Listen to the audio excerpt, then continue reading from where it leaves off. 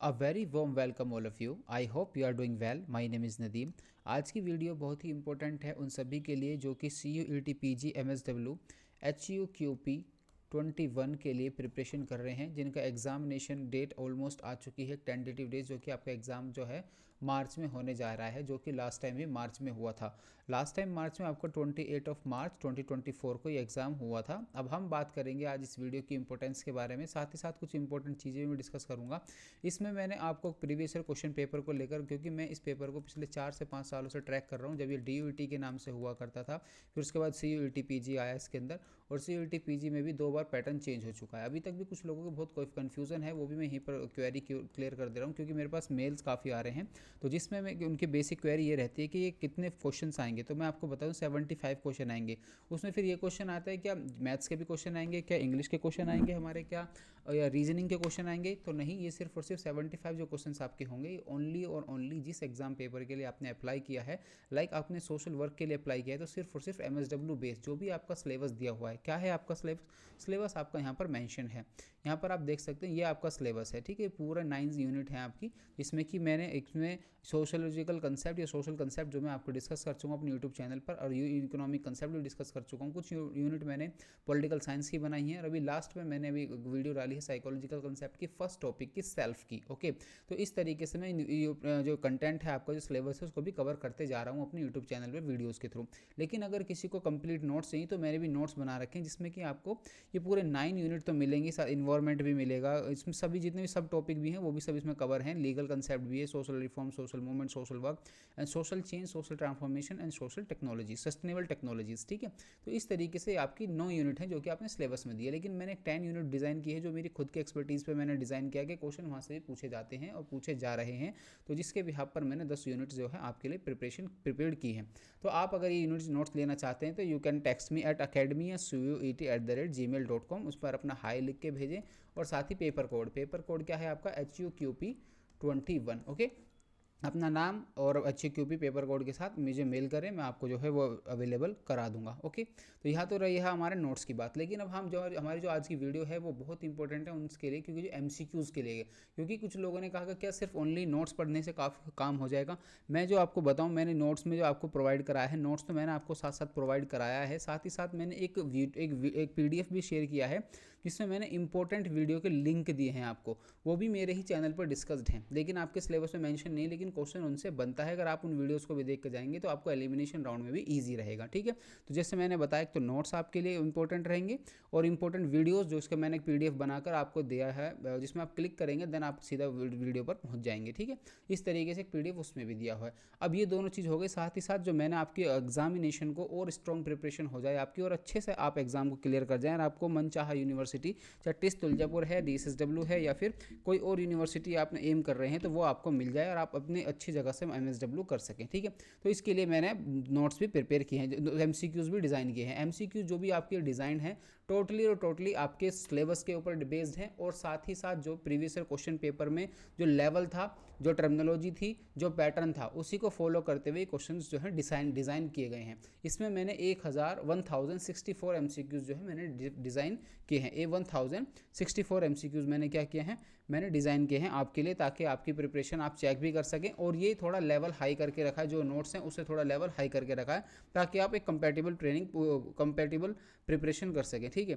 तो अगर मैं बात करूं, जो कि आपको मैंने 1064 कितना 1064 MCQs डिज़ाइन किए हैं, जिसमें कि आपको 75 क्वेश्चन पूछे जाएंगे। अगर मैं इसको डिवाइड करूं तो ऑलमोस्ट आपके कितने 14 MCQs, कितने 14 मॉक टेस्ट हो जाएंगे आपके, क्या हो जाएंगे 14 मॉक टेस्ट हो जाएंगे। क्या अब एक चीज़ और बताऊं, जो भी आपके जो सिलेबस के जो अकॉर्डिंग मैंने डिज़ाइन किए हैं MCQs, उस पर ही मैंने उसी के पैटर्न में आपके MCQs डिज़ाइन किए। पहले सोशोलॉजिकल कंसेप्ट लिए हैं, फिर इकोनॉमिक लिए हैं, फिर पॉलिटिकल लिए हैं, फिर साइकोलॉजिकल लिए हैं, फिर उसके बाद सोशल रिफॉर्मर वगैरह, जितने भी इन्वायरमेंट से रिगार्डिंग जितनी भी सारी चीज़ें हैं, मैंने इस हिसाब से कवर करने की कोशिश की है, ताकि आपका सिलेबस भी कंप्लीट हो जाए, और आपके नोट्स से भी जो आपने पढ़ा है वो भी चीज़ें आपके टच में रहें, और आप स्टिक होकर चलें किससे, अपने सोशल वर्क के जो सिलेबस आपको मेंशन किया है एनटीए ने, उसी से होकर आप जो है एग्जाम की प्रिपरेशन करें।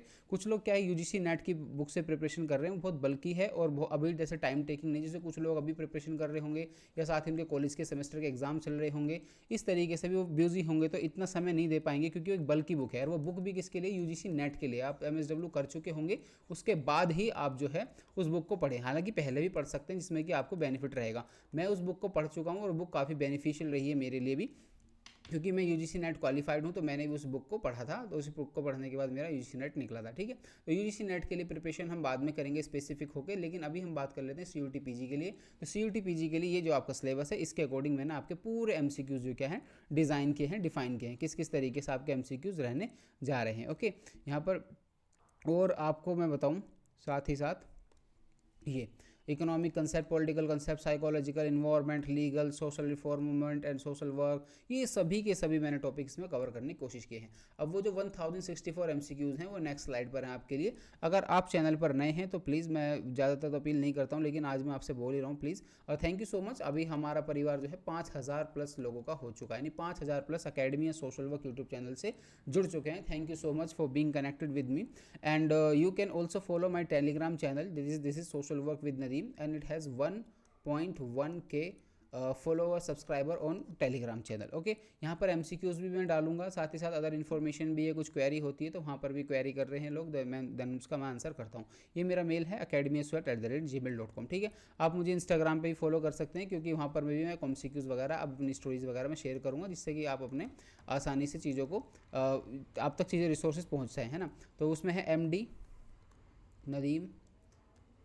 नदीम त्यागी 11। Okay, this is my Instagram handle. Okay, तो नाउ अब बढ़ते हैं अपने पहले क्वेश्चन की तरफ। अभी तक मैंने एक चीज़ और बताऊं आपको, मैंने अभी इस वीडियो में कोई भी एम नहीं किया है ऐसा, क्योंकि मैंने पूरे जो एमसीक्यूज़ हैं आपके 1064 और पूरे इस पीडीएफ में अवेलेबल हैं। मैंने अभी तक कुछ भी ऐसा एम नहीं किया है कि मैं इस वीडियो में कितने कवर करने जा रहा हूँ, लेकिन मैं ट्राई करूँगा कि ज़्यादा से ज़्यादा मैक्सिमम से मैक्सिमम एमसीक्यूज़ जो है इस वीडियो में कवर करूँ, और ये वीडियो एक कंटिन्यू सीरीज़ रहे, ताकि आपके 1064 जितने भी एमसीक्यूज़ मैंने डिज़ाइन किए हैं वो सब आपको यूट्यूब प्लेटफॉर्म पर वीडियो के फॉर्म में अवेलेबल हो जाएं। ठीक है, मैं पूरी कोशिश करूंगा, हालांकि बिजी इंगेजमेंट है, आज भी मुझे बाहर के लिए निकलना है, बट फिर भी कोई बात नहीं, जो भी समय है मैं निकलता है, मैं उसको आपके लिए डेडिकेटेड करके इस पर काम करते हैं। ठीक है, तो ये हमारा पहला क्वेश्चन यहाँ पर शुरू होता है। सब चीज़ हम तरीके से लेकर चलेंगे, जिस तरीके से हमारा सिलेबस है उसके अकॉर्डिंग आपको एमसीक्यूज यहाँ पर दिखाई देंगे, साथ ही साथ आपको इसका आंसर भी दिखाई देंगे, ताकि आप इसको ईजिली अच्छे से समझ पाएँ। ठीक है, तो यहाँ पर जैसे लिख सकते हैं, ये हेडिंग है CUET PG MSW paper code HUQP 21 MCQs for 2025 by Mohammad Nadeem. Okay, तो पहला क्वेश्चन की तरफ हम बढ़ते हैं। सबसे पहला क्वेश्चन क्या है, which concept in social work emphasize the importance of balancing client confidentiality with the duty of warn? कौन है? Informed consent, dual relationship, ethical principle of beneficence या ड्यूटी ऑफ केयर। तो इसमें देखो आंसर आपके सामने आ ही रहा है, तो इसमें ड्यूटी ऑफ केयर है, आंसर इसका क्या होगा, डी हो जाएगा। ठीक है, जो एम्फेसाइज करता है किस चीज़ पर, इंपॉर्टेंस पर, बैलेंसिंग करना है क्लाइंट की confidentiality with the duty to warn, है duty of care. Okay okay, उसके बाद नेक्स्ट क्वेश्चन की तरफ बढ़ते हैं। System theory, which term describe the point at which a system can no longer function due to an accumulation of unresolved conflicts. आपको question का level थोड़ा दिख रहा होगा, ये क्वेश्चन का लेवल मैंने इसलिए थोड़ा बढ़ाया है ताकि आपकी प्रिपरेशन अच्छे से हो पाए। और एक चीज़ और आप एक चीज़ करके चलते हैं, जैसे कि टर्मिनोलॉजी आ रही है ना आपके सामने, इन टर्मिनोलॉजी को भी आप कहीं ना कहीं गूगल पे सर्च करते चलें, क्योंकि क्वेश्चन आगे से इनमें से बनने के चांसेस होते हैं। और मैंने कोशिश की है जो 2024 का जो आपका लेवल था क्वेश्चन पेपर का, उस लेवल से मीट करा सकें, ताकि आपके नोट्स प्लस एमसीक्यूज़, है ना, नोट्स प्लस एमसीक्यूज़ और ये वीडियोज़ जो मैंने आपको बताई, इनके हिसाब से अगर आप चलेंगे तो आपके होलिस्टिक प्रिपरेशन हो जाएगी। ठीक है, आगे बढ़ते हैं। तो इसका सही आंसर देखो यहाँ लिखा हुआ भी है, सही आंसर इसका एंट्रोपी है। इसमें अनरिजोल्व कन्फ्लिक्ट्स के बारे में बात करता है, वो क्या है हमारा एंट्रोपी। ओके, आगे बढ़ते हैं क्वेश्चन नंबर 3 की तरफ। Which of the following is a key goal of community development in social work? Community की गोल पूछा है हमारा, क्या मुख्य गोल रहेगा किसका, कम्युनिटी डेवलपमेंट का, किसमें, सोशल वर्क के कॉन्टेक्स्ट में। तो सबसे पहला economic empowerment through external funding. Okay, fostering dependency on government program. Okay, building sustainable local governance structure. Okay, focusing on immediate welfare benefit. तो इसमें सही आंसर है हमारा C, building sustainable local governance structure which would be the key goal of the community development in social work. Okay, next we will discuss about the empowerment theory. What is empowerment theory in social work? Is primarily associated with aspect of the practice. जो empowerment theory है वो किससे selected है, primary यानी primarily associated with aspect of practice. तो option supporting system welfare, directing economic assistance to client and facilitating client agency and self efficiency, या D promoting social stigma. And ये answer देखो, इसमें आंसर आ ही रहा है सामने, answer is facilitating client agency and self efficiency. एक चीज़ और करेंगे एक नेक्स्ट वीडियो में कि मैं कोशिश करूंगा, अभी तो आप सिर्फ एमसीक्यू को पढ़ो, क्वेश्चन के नेचर को समझो, क्वेश्चन की टर्मिनोलॉजी को समझो और उसके पैटर्न को समझो। नेक्स्ट वीडियो में मैं कोशिश करूंगा आपको आंसर जो है ना दिखे, ताकि आप भी थोड़ा कोशिश कर सकें, अदरवाइज आंसर आपके सामने आ जा रहा होगा तो आप ज़्यादा एफर्ट नहीं कर रहे होंगे। ठीक है, तो क्वेश्चन आगे बढ़ते हैं।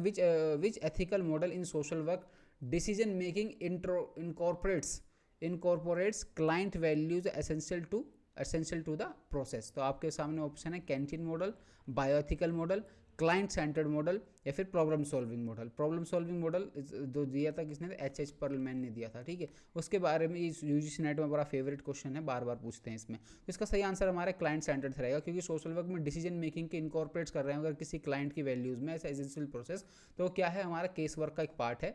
केस वर्क में ये है हमारा client centred model. Okay, question number 6 की तरफ बढ़ते हैं। In context of feminist social work theory what is the primary focus of addressing client issues. तो फेमिनिस्ट सोशल वर्क थ्योरी के अकॉर्डिंग क्या प्राइमरी फोकस रहेगा जिसको क्लाइंट के इशूज को हमें एड्रेस करना है। सबसे पहले ए personal behaviour of modification, okay, gender and power in equality in society, psychodynamic, इसको आप जो है उससे भी कर सकते हैं, मतलब बहुत इजी तरीके से अगर आप चाहते हैं इसका आंसर करना तो एलिमिनेशन राउंड से भी या कॉमन सेंस से भी कर सकते हैं। जेंडर फेमिनिस्ट थ्योरी की बात हो रही है तो वहाँ पर gender and power in equalities in society पर हम जो है काम करेंगे। इसका आंसर क्या है हमारा B. Okay, which assessment tool is commonly use in social work to identify a client support system and environmental influences. तो सबसे पहले आपके सामने which assessment tool is commonly use, social work में कॉमनली यूज़ किया जाता है आइडेंटिफाई करने के लिए क्या, क्लाइंट्स के सपोर्ट सिस्टम और उसके इन्वायरमेंटल इन्फ्लुएंस। तो सबसे पहले आपका सामने आंसर है ये ऑप्शन है इको मैप, नीड असेसमेंट सर्वे, साइकोमेट्रिक टेस्ट या फिर फंक्शनल असेसमेंट। बिल्कुल ईजी सा आंसर है इसका। सबसे पहला इको मैप, हम इसको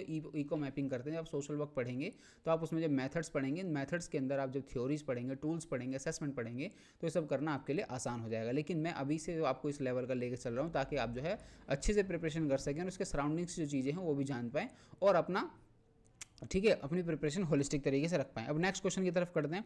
what is the primary goal of trauma informed social work practice. अब जिसमें प्राइमरी गोल क्या है, primary goal of trauma informed social work practice, resolving trauma through rapid intervention, supporting recovery while avoiding retraumatisation and prescribing medication for traumatic response and ignoring trauma for, ignoring तो नहीं, prescribing medication नहीं, medication हम prescribe नहीं कर सकते, ये भी आप ध्यान रखें।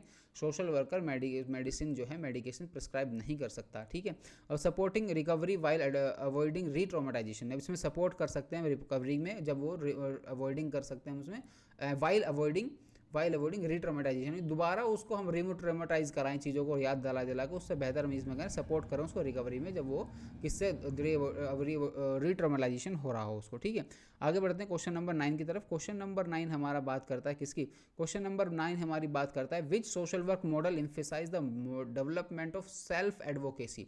इसका ये सोशल वर्क से बहुत अच्छे क्वेश्चन बनाए जा रहे हैं, मतलब इस लेवल के भी क्वेश्चन है, अगर यूजीसी नेट में भी पूछे मतलब बैलेंस रहेगा बीच में, इन बिटवीन कहीं। तो सोशल वर्क मॉडल एम्फेसाइजेस, किस पे एम्फेसाइज करता है, development of self advocacy among the marginalize population which is known as strength based approach, cognitive behaviour, psychodynamic. देखो बिल्कुल बहुत इजी एलिमिनेट तरीके से करता है। कॉग्निटिव ये नहीं है, ठीक है, सेल्फ कॉग्निटिव नहीं है, साइकोडायनेमिक नहीं है, उसके बाद टेस्ट सेंटर्ड भी ये हमारा नहीं है। तो इसका सही आंसर क्या हमारा strength based model, answer A हो जाएगा हमारा स्ट्रेंथ बेस्ड मॉडल। आगे बढ़ते हैं क्वेश्चन नंबर 10 की तरफ। क्वेश्चन नंबर 10 हमारा बात करता है किसकी, विच फॉलोइंग इन टेक्निक, देखो which intervention technique involves the practitioner and client setting a specific time frame for achieving agreed upon goals. ठीक, सबसे पहला आंसर है task centred practice, solution focus therapy, motivational interview या फिर crisis intervention.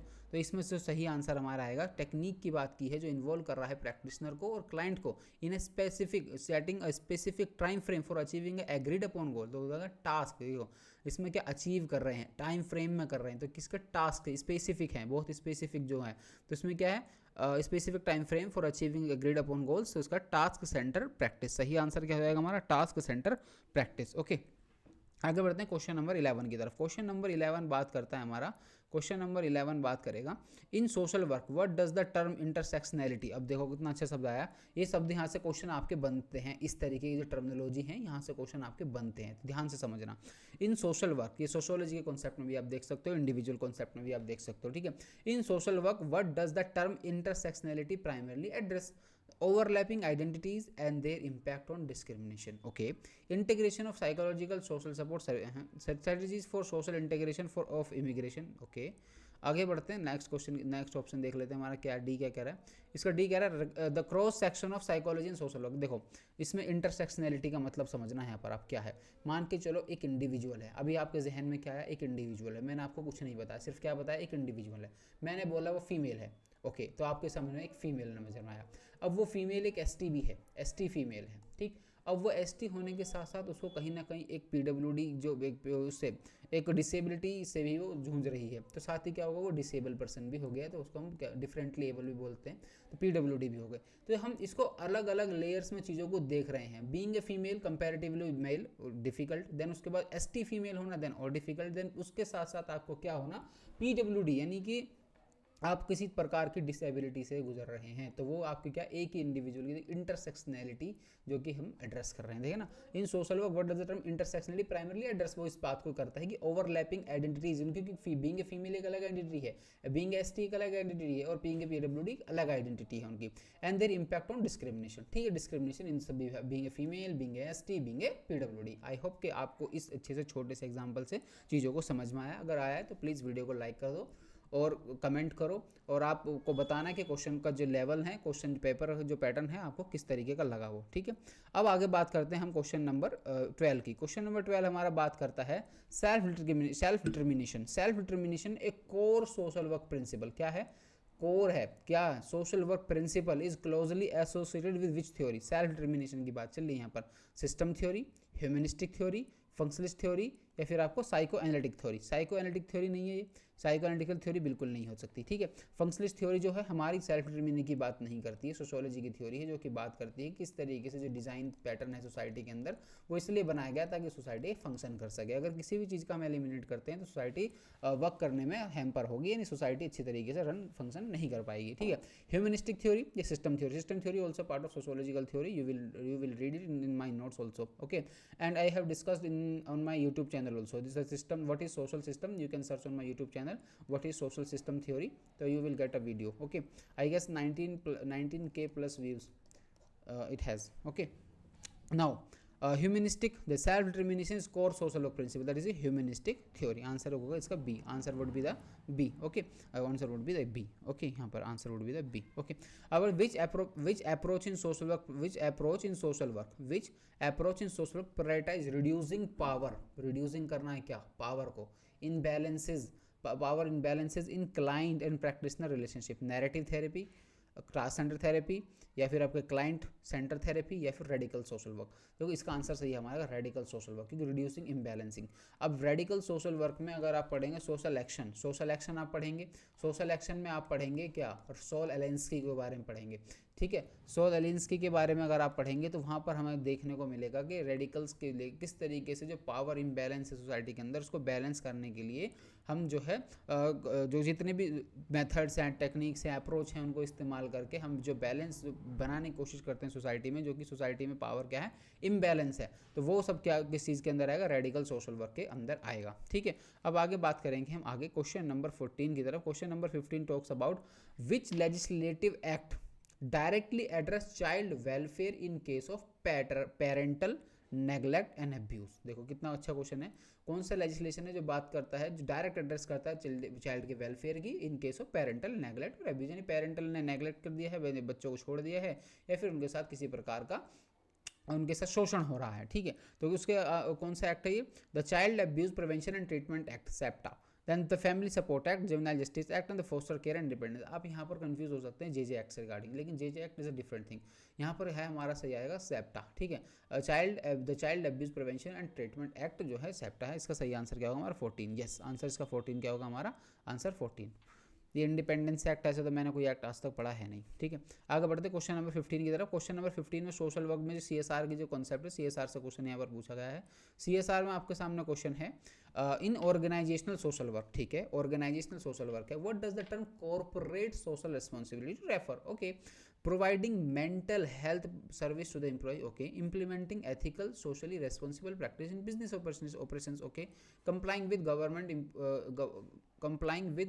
imposed social welfare program। ये तो ठीक है, पार्ट है एक्ट का, लेकिन हमें पूछ रहा है ऑर्गेनाइज सोशल वर्क का क्या मतलब है इसमें। एंश्योरिंग एम्प्लॉइंग पर्सनल डेवलपमेंट, इसमें जो सही आएगा implementing ethical and socially responsible practice in business operations, okay. Question number 15, question number 15 का आंसर क्या होगा हमारा B, yes answer would be B, okay.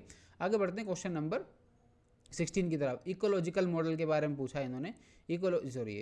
Ecological model, मेरा ecological model in social work consider an individuals behaviour, ठीक है, individual behaviour to primarily influence by which of the following. अब ecological model की बात की है तो अब सोशल वर्क कंसिडर करें, in social work consider an individual का जो बिहेवियर होगा प्राइमरली किससे इन्फ्लुएंस होगा, genetic predisposition, okay, social and environmental factors, okay, personality traits and option answer D, answer B psycho analytical history.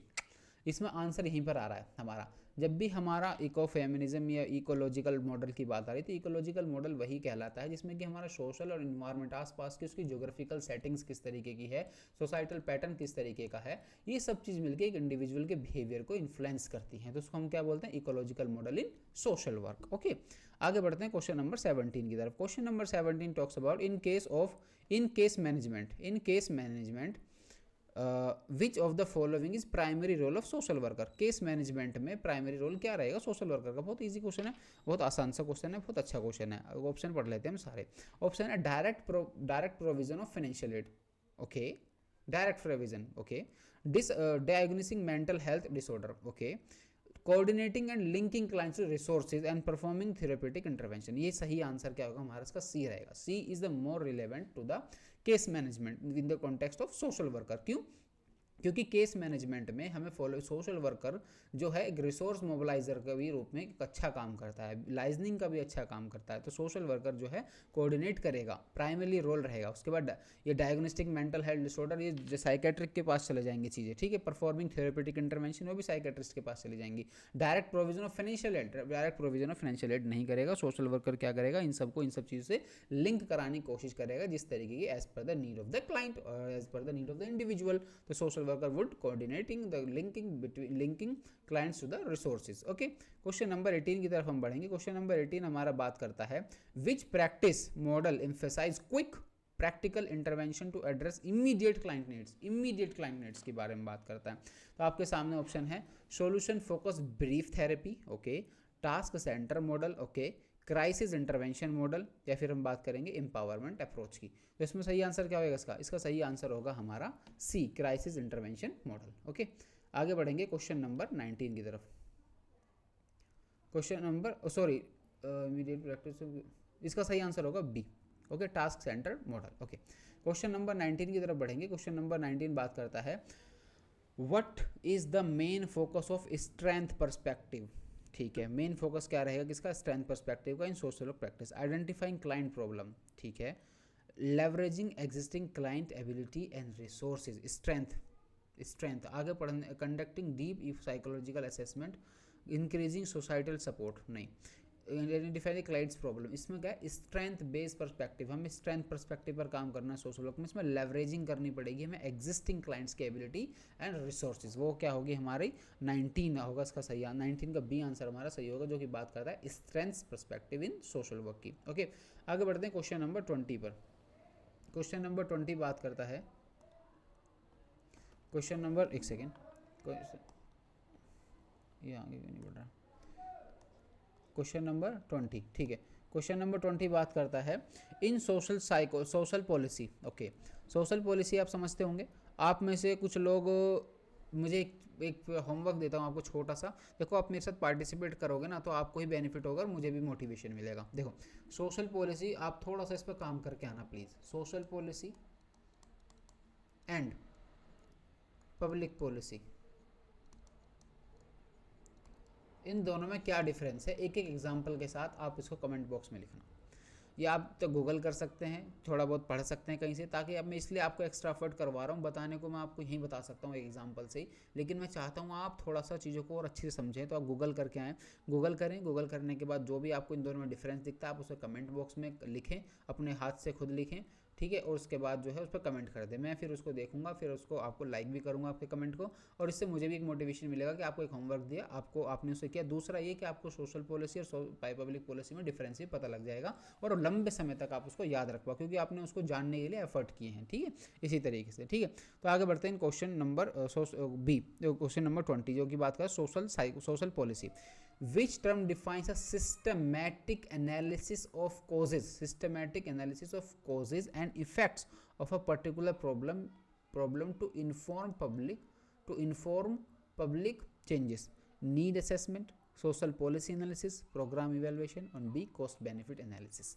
तो इसका सही answer बहुत इजीली भी आप कर पाओगे। इसका सही आंसर क्या होगा हमारा, B cost social policy and analysis. Okay, आगे बढ़ते हैं क्वेश्चन नंबर 21 की तरफ। Question number 21 talks about the in family के अंदर व्हाट डज टर्म एनमेशमेंट, है ना, एनमेशमेंट सॉरी मैंने गलत पढ़ दिया, एनमेशमेंट रेफर्स टू। एनमेशमेंट जो है टर्म वो किससे संबंधित है, इसमें इन्होंने ये पूछा है किसके कॉन्टेक्स्ट में, फैमिली थेरेपी के कॉन्टेक्स्ट में, ठीक है।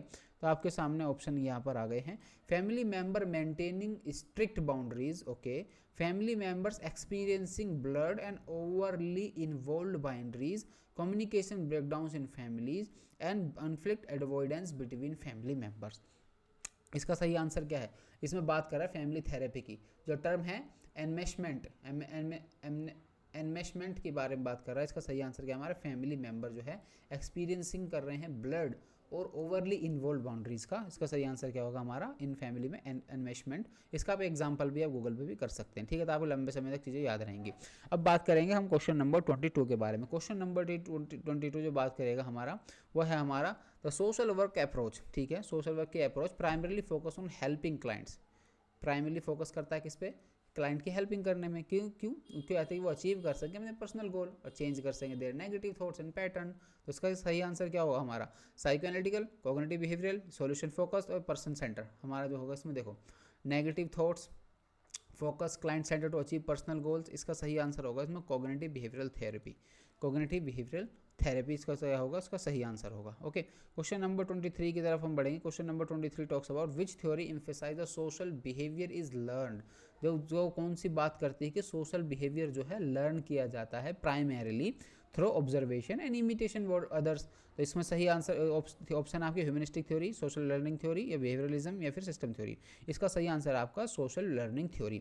आप मेरी वीडियोस को, प्रीवियस वीडियोस को भी जाकर देखोगे तो मैंने डिस्कस किया इसके बारे में, एल्बर्ट बंडूरा।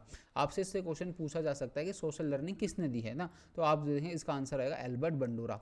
एल्बर्ट बंडूरा जो है सोशल लर्निंग थ्योरी पर उन्होंने बात की है। तो यही बात करते हैं कि जो भी हम आसपास देखते हैं वही सीखते हैं, वही उनका एक इफेक्ट डोलो एक्सपेरिमेंट भी है। यानी डोलो नाम की एक गुड़िया थी जिसको उन्होंने एक छोटे बच्चे को दिया, साथ ही उसके सामने एक वीडियो भी प्ले की टीवी में, और जिस तरीके से वही सेम गुड़िया उस टीवी के अंदर कोई इंडिविजुअल था वही उसके पास थी, सेम ही डोलो उसके पास, डोलो गुड़िया का नाम है, ठीक है। तो बच्चे के पास थी, तो जिस तरीके का वो टीवी में इमिटेट करता, बच्चे के साथ करता, वो उस गुड़िया के साथ करता था कुछ भी, इसको गर्दन से मोड़ना हो, उसको तोड़ना हो, उसके साथ खेलना हो, उसी तरीके से बच्चा वहाँ पर उस वीडियो को देख देख कर वहाँ पर उसी तरीके का बिहेव कर रहा था। तो उसके बाद उन्होंने बोबोडोल एक्सपेरिमेंट इसको कहलाते हैं, और ये जो है सोशल लर्निंग से थ्योरीज में उन्होंने बोला कि जो भी एक इंडिविजुअल अपनी सराउंडिंग्स में देखता है, सुनता है, करते हुए बोलता है, देखता है, वही वो बन जाता है। तो एल्बर्ट बंडोरा की जो थ्योरी यही है सोशल लर्निंग थ्योरी, ठीक है। आपसे क्वेश्चन इस तरीके से पूछा भी जा सकता है, तो मैंने ये आगे के लिए भी चीज़ें आपको बता दी हैं, ठीक है। आगे बढ़ते हैं question number 24 in macro social work, ठीक है। Which term is use to describe ongoing efforts to address power imbalances in society. In social work के बारे में बात की है, जो कि मैक्रो के बारे में बात, माइक्रो नहीं, माइक्रो और मैक्रो में पढ़ेंगे, माइक्रो सोशल वर्क भी पढ़ेंगे आप, ठीक है। माइक्रो, मैक्रो और मीजो तीनों, इनके बारे में आप गूगल करना। देखो मैं आपको इसलिए बोल रहा हूँ ताकि आप जो है गूगल पे थोड़ा करोगे ना, मैं बता तो दूंगा आपको, लेकिन क्या ना आप गूगल करोगे तो आपको लंबे समय तक चीज़ें याद रहेंगी। जो इसका करेगा वो फ़ायदे में रहेगा। माइक्रो, मीज़ो एंड मैक्रो, ये इंस्टीट्यूशन की भी बात आती है कि माइक्रो मीजो इंस्टीट्यूशन के बारे में भी बात करो, ठीक है। तो इस तरीके से भी हमें इंस्टीट्यूशन जितने भी हमारे सोसाइटी में इंस्टीट्यूशन है उनको भी इस क्रोनोलॉजी में भी लगाने के लिए क्वेश्चन बन सकता है आपसे, ठीक। तो इसमें पूछा macro, the term is describe ongoing efforts to address power imbalance in society. Cultural competence नहीं, एम्पैथी नहीं, सोशलाइजेशन नहीं, ये इंडिविजुअल है फैमिली लेवल पर, ये भी एक इमोशन है। कल्चरल कॉम्पिटेंस है क्योंकि हम ऑनगोइंग एफर्ट्स कर रहे हैं किसके लिए, सोशल जस्टिस के लिए। किसके लिए कर रहे हैं, सोशल जस्टिस के लिए। तो सही आंसर क्या होगा हमारा, सोशल जस्टिस का सही आंसर हमारा होगा। अब क्वेश्चन नंबर 25 की हम बात करेंगे, which method in social work research involves analysing existing data to answer any research questions, है ना। इन्वॉल्व करते हैं एनालाइजिंग एग्जिस्टिंग डेटा, एग्जिस्टिंग यहाँ से आंसर आपका निकल जाएगा। एग्जिस्टिंग डेटा ना आंसर नहीं होगा। Case studies, secondary data, field research और एक्सपेरिमेंटल रिसर्च। देखो प्राइमरी मेथड, प्राइमरी आपके पास एक तो होता है प्राइमरी डेटा, प्राइमरी डेटा और उसके बाद सेकेंडरी डेटा। इन दोनों में क्या फ़र्क है, प्राइमरी डेटा वो होता है जो रिसर्चर खुद जाकर क्वेश्चनेयर से, शेड्यूल से और सर्वे कर करके जो है डेटा को खुद कलेक्ट करता है, उसको बोलते हैं प्राइमरी डेटा। सेकेंड डेटा उसको बोलते हैं जो ऑलरेडी एग्जिस्टिंग डेटा है उसको यूज़ करते हैं, उसको बोलते हैं हम सेकेंडरी डेटा। तो इसमें किसके बारे में बोलते हैं, एग्जिस्टिंग डेटा है। आंसर करना कि न्यू रिसर्च क्वेश्चन के लिए क्या है, तो सेकेंडरी डेटा एनालिसिस। ओके, तो क्वेश्चन नंबर 25 का आंसर क्या होगा, बी। ओके, आगे बढ़ते हैं क्वेश्चन नंबर 26 की तरफ। In the context of community organisation, बहुत इंपॉर्टेंट है, ध्यान से सुनना। एक चीज़ और बताऊं, कम्युनिटी ऑर्गेनाइजेशन एक मेथड भी है। किसका मेथड है, सोशल वर्क का। सो इसे this is also a method of social work. What is the primary role of facilitator. देखो कितना प्यारा छोटा सा क्यूट सा सवाल पूछा इन्होंने कि प्राइमरी रोल क्या है फैसिलिटेटर का कम्युनिटी ऑर्गेनाइजेशन में, ठीक है। To make decision on the behalf of community, नहीं, कम्युनिटी के बिहाफ पर डिसीजन नहीं लेना है। To guide discussions and help group members reach consensus, okay. to fund community projects directly, no. to supervise individual family in counseling session, no. इसका सही answer होगा हमारा बी। डिस्कशन करना है, हेल्प करना है ग्रुप की ताकि वो रीच किस पे पहुंच जाए, कंसेंसस पर पहुंच जाए, ठीक है। तो इसका सही आंसर क्या होगा हमारा बी। आगे बढ़ते हैं क्वेश्चन नंबर 27। क्वेश्चन नंबर 27 बात करता है, which approach to social work emphasize understanding a persons life in the context of community and societal influence. बहुत अच्छा क्वेश्चन है। Ecological perspective, strength based approach, task centered model या psychodynamic approach. तो इसका सही आंसर क्या है, इसका सही आंसर है हमारा ecological perspective. Okay, ecological perspective. आगे बढ़ते हैं क्वेश्चन नंबर 28 की तरफ। Question number 28, in the context of crisis intervention, क्या क्राइसिस इंटरवेंशन के कॉन्टेक्स्ट में जो कि केस वर्क में माना जाता है, which stage involves assessing the immediate needs of the client, immediate needs of the client, implementation stage, crisis assessment stage, resolution stage या फॉलोअप स्टेज। देखो फॉलोअप स्टेज तो बाद में ही होगा, क्राइसिस तो वहाँ पर सबसे पहले इम्प्लीमेंटेशन भी बाद में होगा, रेजोल्यूशन भी बाद में होगा। सबसे पहले हमें क्राइसिस को असेसमेंट करना है, सबसे पहले हमें क्राइसिस असेसमेंट करना है, उसके बाद आगे बढ़ना है, ठीक है। तो आंसर क्या होगा इसका B. Question number 29, social policy से ही रिगार्डिंग है। Social policy in what incrementalism, social policy में जो टर्म है इंक्रीमेंटलिज्म, इसका क्या मतलब है। The policy approach based on radical reform, okay, an approach focused on making small and gradual changes, incrementalism. देखो जो वर्ड है ना, टर्मिनोलॉजी, आप यहीं से इसका आंसर कर सकते थे। कैसे, यहाँ इंक्रीमेंट का मतलब भी क्या होता है, बढ़ना, धीरे धीरे बढ़ना, इंक्रीमेंटल अप्रोच, है ना। तो इंक्रीमेंटल अप्रोच को जो बोलते हैं धीरे धीरे चीज़ों को बढ़ना, तो यहाँ भी आ रहा है ग्रेजुअल चेंजेस। तो इसका ही आंसर क्या जाएगा, इसका बी आ जाएगा, ठीक है। इसका कॉम्प्रहेंसिव अप्रोच नहीं, स्ट्रेटजी प्रोवाइड्स पॉलिसी नहीं, ये नहीं, इसका सही आंसर क्या होगा हमारा बी। बहुत अच्छा है, इंक्रीमेंट से आप इसको याद रखोगे तो इंक्रीमेंटलिज्म, ओके। सोशल पॉलिसी में ग्रेजुअल चेंज करना सोसाइटी के अंदर। क्वेश्चन नंबर 30 बात करता है हमारा, विच थ्योरेटिकल मॉडल, कौन सा थ्योरेटिकल मॉडल है जो देखता है कम्युनिटी को एज ए सिस्टम, ठीक है, कम्युनिटी को एज ए सिस्टम देख रहा है, which with interdependent parts that must function together to maintain stability. Social learning, system theory, roles theory या फिर आपकी एम्पावरिंग थ्योरी। तो आंसर का क्या होगा हमारा बी हो जाएगा, क्योंकि ए तो बिल्कुल नहीं होगा। सोशल लर्निंग तो मैंने बताई दी थी आपको, है ना। आगे बढ़ते हैं, एम्पावरिंग थ्योरी भी अलग है, रोल थ्योरी भी अलग है, दोनों अलग अलग है कि इंडिविजुअल कितने प्रकार के रोल प्ले करता है सोसाइटी में, और रोल थ्योरी होती है, ठीक है। आगे बढ़ते हैं, the primary aim of person in environment fit, बहुत अच्छा। कर्ट लेविन, एक शब्द याद रखना, एक फिलोसोफर हैं कर्ट लेविन, ठीक है, इन्होंने ये टर्म दी है ना, कर्ट लेविन। इसमें है B equal to E F, ठीक, ये भी इन्होंने दिया है इसमें, कर्ट लेविन, ठीक है।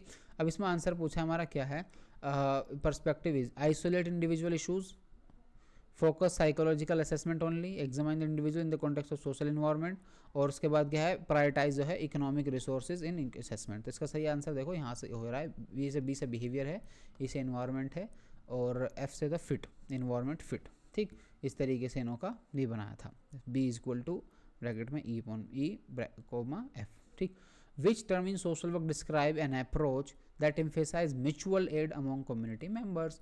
म्यूचुअल एड मानी ग्रुप डायनामिक्स नहीं, collective efficacy okay, empowerment theory okay. लोग ऑप्शन डी देख लेते हैं क्या है।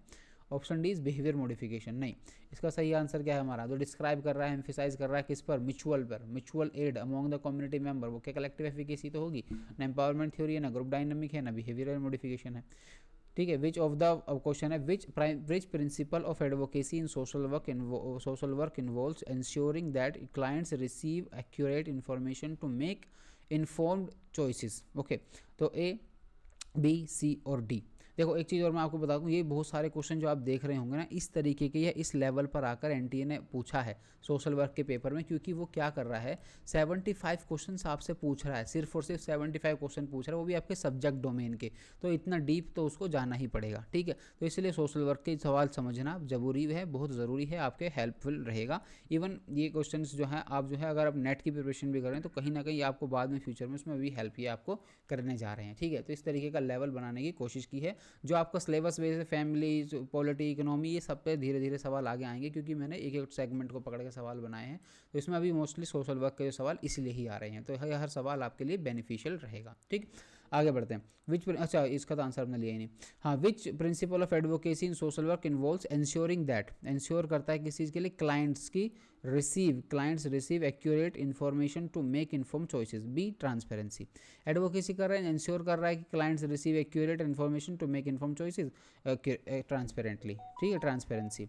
आगे बढ़ते हैं क्वेश्चन नंबर 34 की तरफ। इन पॉलिसी मेकिंग प्रोसेस, ठीक है, पॉलिसी मेकिंग प्रोसेस में which stage involves evaluating the effectiveness of policy after the implementation। Policy analysis, policy advocacy, policy monitoring, policy evaluation. तो इसका सही आंसर भी क्या आएगा, पॉलिसी इवेलुएशन ही आएगा, क्योंकि हम इवेलुएट कर रहे हैं, तो उसका आंसर जो है कॉमन सेंस से भी दे सकते हैं। ठीक है, लेकिन तीनों चारों चीज़ें अलग अलग होती है। पॉलिसी एनालिसिस अलग चीज़ होती है, पॉलिसी एडवोकेसी अलग चीज़ होती है, पॉलिसी मॉनिटरिंग अलग चीज़ होती है। इसके लिए अलग टूल्स एंड टेक्निक्स है, इसके लिए अलग होते हैं। ठीक है, ये टाइम टू टाइम की जाती है, मॉनिटरिंग एंड इवेलुएशन। ठीक, एंड इवेलुएशन अलग चीज़ होता है, मॉनिटरिंग बाद। मॉनिटरिंग देखो, इवेलुएशन उसका नेक्स्ट पार्ट है, नेक्स्ट पॉइंट है किसका, मॉनिटरिंग का। जैसे कि मॉनिटरिंग का मतलब कोई चीज़ किधर जा रही है उसको मॉनिटरिंग करना, लेकिन जब जहाँ पर कहीं पहुँच गई और उससे क्या इम्पैक्ट पड़ा उसको समझना, उसको बोलते हैं इवेलुएशन। ठीक, आगे बढ़ते हैं। which technique in motivational interviewing encourages clients to express reasons for change, तो है ना। तो इसमें क्या, open ended questioning okay, affirmation, reflective listening, या एलिसाइटिंग चेंज टॉक। देखो ये इसका जो सही टेक्निक है, इसमें क्या मोटिवेशनल इंटरव्यू हो रहा है, इनकरेज कर रहा है क्लाइंट को ताकि वो एक्सप्रेस कर सके अपना रीज़न चेंज होने का। तो इसका है एलिसिटिंग चेंज टॉक होगा, है ना। Affirmation it's a different thing. Open ended close ended question ये दोनों होते हैं, इनमें क्या क्या डिफरेंस होता है ये भी आप क्या कर सकते हैं, आप इनको गूगल करें और मुझे इसका आंसर बताएं। ठीक है, ये आपके लिए बेनिफिशियल रहेगा बहुत, अगर आप इस तरीके से पढ़ते चलेंगे जिस तरीके से मैं बता रहा हूँ आपको, तो आप जो है ज़रूर सिलेक्शन ले लेंगे। ठीक है, अब बढ़ते हैं आगे की तरफ। अब अगला नेक्स्ट क्वेश्चन है हमारा, नेक्स्ट क्वेश्चन हम ले लेते हैं, क्वेश्चन नंबर 35। आई गेस हम 50 क्वेश्चन ही कर पाएंगे इस वीडियो में। इन कल्चरल कॉम्पिटेंस के कॉन्टेक्स्ट में द टर्म कल्चरल ह्यूमिलिटी, क्या कल्चरल ह्यूमिलिटी प्राइमरली रेफर्स किससे करते हैं, cultural humility. Mastering knowledge of various culture, recognising and addressing ones on cultural biases. देखो, अपने कल्चर में खुद के जो बायसेस हैं उनको पहचानना। बायसेस मतलब नेगेटिव झुकाव, किसी भी तरह की गलत धारणा बना लेना, बायसेस होना, तो वो उन सबको हम ये कल्चर जो है ना, कल्चरल ह्यूमिलिटी टर्म जो है इससे रेफर करती है कि रिकग्नाइज करते हैं, एड्रेस करते हैं, रिकग्नाइज करते हैं और एड्रेस करते हैं किसके, वंस ऑन कल्चरल बायसेस, हमारे कल्चरल बायसेस क्या क्या है। ठीक है, तो उसका सही आंसर क्या हो जाएगा हमारा, बी हो जाएगा, है ना। ओके, आगे बढ़ते हैं, क्वेश्चन नंबर 37 की तरफ। Question number 37, the narrative approach, कौन सी अप्रोच? नैरेटिव, ठीक है, narrative in social work grounded in which belief in the behavior is generally determined, the individuals construct their identities through stories, the society not individual is responsible for problem। अच्छा, individual problem नहीं करता है, ये गलत है। Traditional counselling methods are ineffective, नहीं ये भी गलत है। इसमें नैरेटिव अप्रोच की बात, individuals construct their identities through stories, तो जो नैरेटिव हमने बनाए हैं, जो नैरेटिव हमारे आसपास हैं, जो भी हमने स्टोरीज बचपन से सुनते आए हैं, राजा रानी की, चिड़िया की, पहाड़ की, जंगल की, शेर की, ये सब कहानी हमारे नैरेटिव्स बनाती हैं। नैरेटिव्स बनाती हैं तो इंडिविजुअल कंस्ट्रक्ट करता है उन आइडेंटिटीज़ को थ्रू स्टोरीज। का सही आंसर क्या होगा हमारा? बी, आंसर उसका would be B 37। Question number 38 की तरफ बढ़ेंगे। क्वेश्चन नंबर 38 बात करता है हमारा, विच term describe the process of learning adopting the norms and values of culture one is immersed in. Which term, कौन सी टर्म है जो डिस्क्राइब कर रही है प्रोसेस ऑफ लर्निंग को, है ना, प्रोसेस ऑफ लर्निंग और साथ ही adopting the norms and values of culture one is cultural one is immersed in. ठीक है, आपके ऑप्शन है ए सोशलाइजेशन, बी एनकल्चरेशन, या एसिमिलेशन, या डी एकल्चरेशन। तो इसका सही आंसर क्या होगा हमारा? सोशलाइजेशन। क्या होगा हमारा? सोशलाइजेशन, क्योंकि इसमें हम लर्निंग भी कर रहे हैं और अडॉप्ट भी कर रहे हैं नॉर्म्स को और कल्चरल वैल्यूज़ को। सोशलाइजेशन पे मैंने एक पर्टिकुलर पूरी वीडियो बनाई हुई है, आप उसको देख सकते हैं। मैंने उसमें ये भी बताया कि फैक्टर्स क्या क्या होते हैं आपकी सोशलाइजेशन के, ठीक है, एनकल्चरेशन क्या होता है, एसिमिलेशन क्या होता है, इन सब पे मैंने वीडियो बना रखी है। तो आप प्लीज़ से प्लीज़ आप उन वीडियो को जरूर देखें, आपको बहुत बेनिफिट मिलेगा।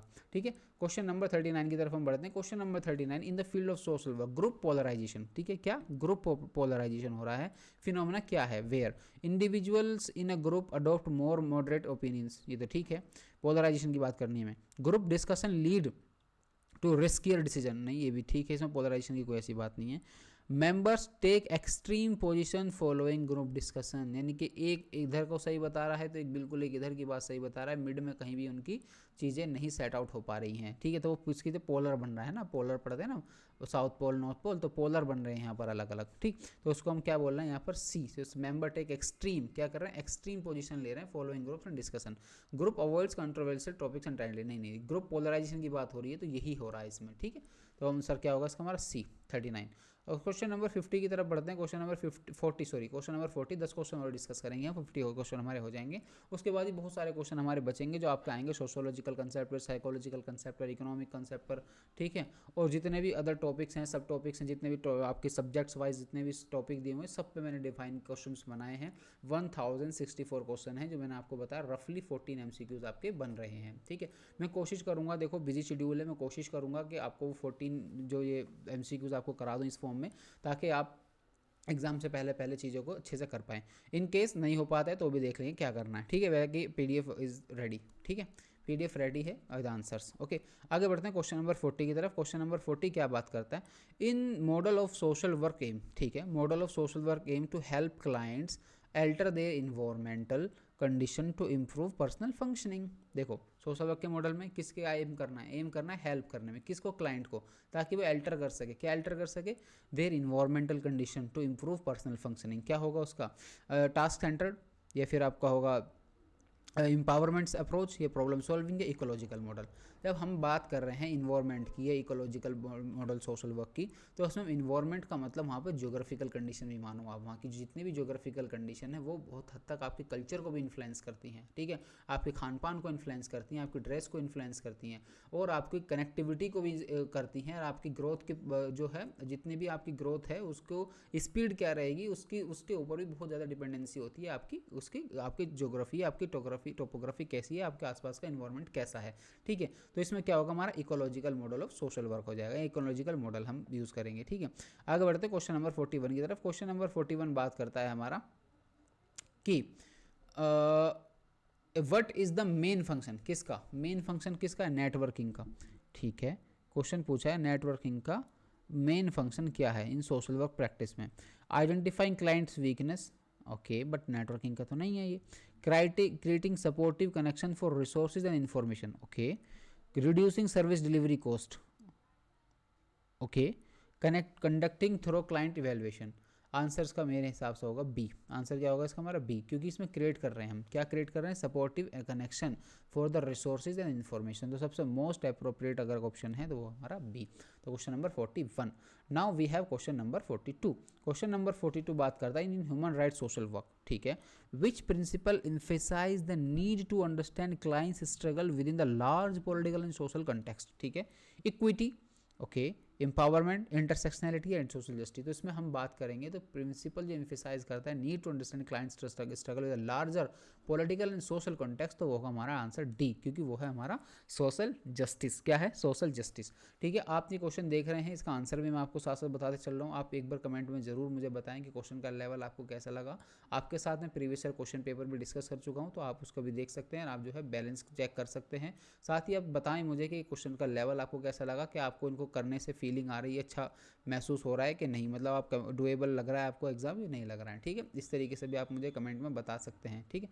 विच of the following best describe a supportive counselling approach, जो बेस्ट डिस्क्राइब करता है किसको, सपोर्टिव काउंसलिंग अप्रोच को, क्या सपोर्टिव काउंसलिंग अप्रोच को बेस्ट डिस्क्राइब करता है। ओके, ऑप्शन पढ़ लेते हैं।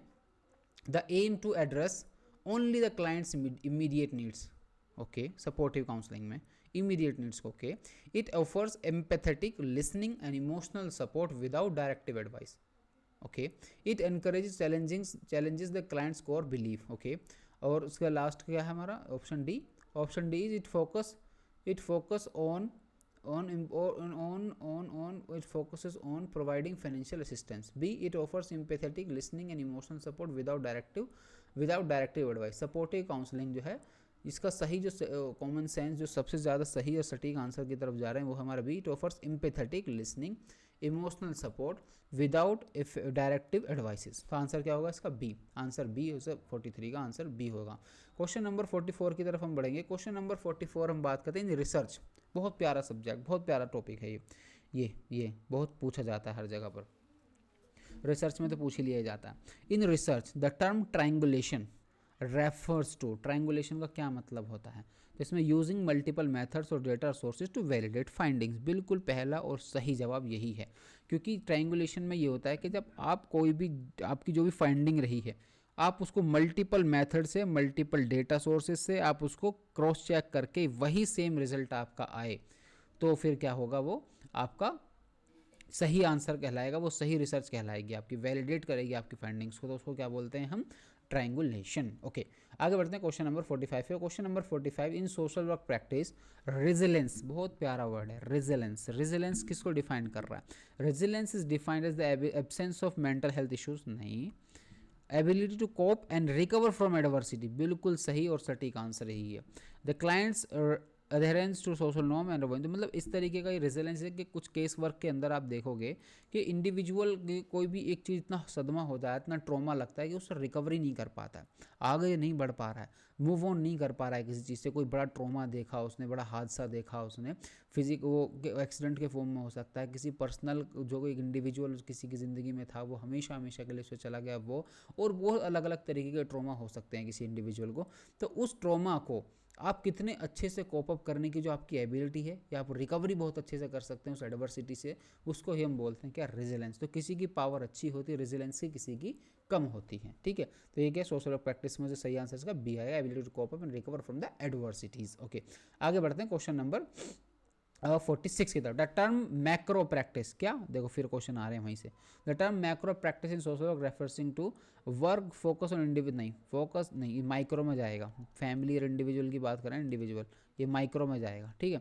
Policy making a large scale social change, okay, small group therapy या short term interventional solving, macro की बात कर रहे हैं। तो पॉलिसी मेकिंग जो कि पॉलिसी बहुत लार्ज लोगों तक अफेक्ट करती है सोशल चेंज लाने के लिए, ठीक है। तो सही आंसर क्या होगा हमारा B, we would be the answer, right answer. 47 की अगर हम बात करें, 47 में हमारा क्वेश्चन है which term describe the process of individual adapting their action, adapt कर रहे हैं किसको, एक्शंस को, अलाइन कर रहे हैं किससे, सोसाइटल एक्सेप्टेशन, जो सोसाइटल एक्सपेक्टेशंस है उनसे, उसकी तरफ हम अलाइन कर रहे हैं। उस प्रोसेस को क्या कहलाएंगे कि इंडिविजुअल अडेप्ट कर रहा है उन एक्शंस को, ताकि वो सोशली जो एक्सपेक्टेशन है उससे वो चीज़ों को कर सके, ऐसा करता हुआ दिखाई दे, तो उसको हम क्या बोलेंगे? सेल्फ एफिकेसी, कन्फर्मिटी, सोशलाइजेशन या group thinking? Conformity, I guess इसका सही आंसर होगा हमारा बी, तो इसका सही आंसर है कन्फर्मिटी। ठीक है, B, yes, conformity. Question number 48, this is the second last question, नहीं थर्ड लास्ट क्वेश्चन। ओके, आगे बढ़ते हैं। ये empowerment theory, empowerment theory in social work primarily seeks to, empowerment theory जो किसके बारे में प्राइमरली सीक्स क्या कर रही है वो? तो increasing clients dependence on services, नहीं। Provide direct and solution to, provide direct solutions to problems, नहीं, प्राइमरली सीकिंग नहीं। Enable clients to gain control over their lives, बिल्कुल। Avoid client and involvement in the change process ना। देखो empowerment theory, अब ध्यान से समझना, सोशल वर्क की जो फिलोसफी है, helping people to help themselves, क्या है कि सोशल वर्क की फिलोसफी ये है कि हमें लोगों को इतना सक्षम बनाना है कि वो खुद की मदद खुद से कर सकें। तो ये क्या है? सोशल वर्क की फिलोसफी है। अब सोशल वर्क की फिलोसफी है तो ये हमारा किस में एनेबल क्लाइंट कर रहा है टू गेन करना कंट्रोल ओवर देयर लाइफ, ताकि उनको अपने लाइफ अपनी कंट्रोल हो, ताकि वो एम्पावर हो। ठीक है, वो बार बार उनको रिसोर्सेज की, सर्विसेज की और हेल्प नहीं लग रही हो, हमें इतना जो है लोगों को रिजिलेंट करना है। ठीक, क्वेश्चन नंबर 49 की हम बढ़ेंगे। Question number 49 is the second last question to you. What is the primary purpose of conducting a need assessment in social work? Need assessment करने का जो प्राइमरी आपका कंडक्ट पर्पस क्या है उसका? To impose solution on communities, okay, solution क्या करना? Impose करना लोगों के ऊपर। ठीक है, नीड असेसमेंट की बात चल रही है, लेकिन यहाँ पर to determine the resources necessary to address issues, resources determine तो बाद में होंगे ना, नीड असेसमेंट करनी सबसे पहले तो हमें कि नीड क्या है। उसके बाद to replace client voice with expert opinion, to need assessment in social work primary purpose. ठीक है, to replace client voices with expert opinions, नहीं, ये भी नहीं है। To distribute resources equally without assessment, नहीं, ये भी गलत है, असेसमेंट तो होना पड़ेगा ना। इसमें टू इम्पोज सोल्यूशन, ये भी नहीं है। To determine the resources necessary, determine करना टू एड्रेस इशूज़, हाँ, तो नीड असेसमेंट में नेसेसरी जो में रिसोर्सेज, हाँ, इसका सही आंसर जो सटीक जा रहा है, जो ज़्यादा इसका नियर बाई है, वो है हमारा आंसर बी। ठीक है, 49। ओके, आज बढ़ते हैं लास्ट क्वेश्चन की तरफ, last but not the least question to you, this is the question for you. In clinical social work, mostly आपके देखो सारे के सारे सवाल मैंने सोशल वर्क से उठाए हैं ना, सोशल वर्क से सवाल आए हैं, लेकिन इसमें आगे और भी बहुत सारे सवाल आएंगे। मैं आपको इतना, जैसे मैं बता रहा हूँ, आपका सब्जेक्ट डोमेन पे स्पेसिफिक सब्जेक्ट है, आप 75 क्वेश्चन पूछेगा, तो इस तरीके की एक्सपेक्टेशन हम कर सकते हैं इस तरीके के क्वेश्चन पूछने की। तो हम आपको उस लेवल तक का तैयारी कराना चाहता हूँ, ताकि आप जो है एग्जाम में जाके क्वेश्चंस को देख के घबराए ना। ठीक है, जैसे नोट्स आप पढ़ लेंगे तो आप सिलेबस के अकॉर्डिंग जो उन्होंने पूछा है वो उसके लिए तैयार हो जाएंगे। साथ ही साथ आप जो है MCQs देख लेंगे तो आपको बहुत ही कॉन्फिडेंट फील करेंगे, I am telling you. Okay, which term describe the therapist unconscious reaction to client? Unconscious की बात कर रहा है, unconscious reaction to client clinical social work में। ट्रांसफेरेंस, काउंटर ट्रांसफेरेंस, या फिर आपका प्रोजेक्शन, या फिर आपका एम्पैथी, या फिर एम्पैथी, प्रोजेक्शन और एम्पैथी। ये जो है ना प्रोजेक्शन, ये जो साइकोलॉजी में टर्म आता है, साइकोलॉजिकल टर्म है, ट्रांसफेरेंसी, सारे साइकोलॉजिकल टर्म है। इसमें सही आंसर क्या होगा इसका? हमारा बी। क्या है हमारा? Counter transference. काउंटर ट्रांसफेरेंस होगा जो डिस्क्राइब करेगा कि therapist unconsciously reaction to the client, जब अनकॉन्शियस तरीके का जो रिएक्शन आता है क्लाइंट की तरफ, टू अ क्लाइंट, तो किसका? थेरेपिस्ट का, तो वो क्या कहता है? हमारा काउंटर ट्रांसफेरेंस। ओके, आगे अब ये हमारा वीडियो यहाँ पर लास्ट होता है, क्योंकि क्वेश्चन नंबर 50 हमारा हो गया। क्वेश्चन नंबर 50 का आंसर क्या होगा? हमारा बी। जिस तरीके से हमारा 50 था उसी तरीके से और भी क्वेश्चंस यहाँ पर हैं, लेकिन मैं पूरा तो नहीं पढ़ा पाऊंगा क्योंकि बहुत लंबी वीडियो हो जाएगी। 1064 MCQs है, जिसमें मैं 50 अभी डिस्कस किए हैं।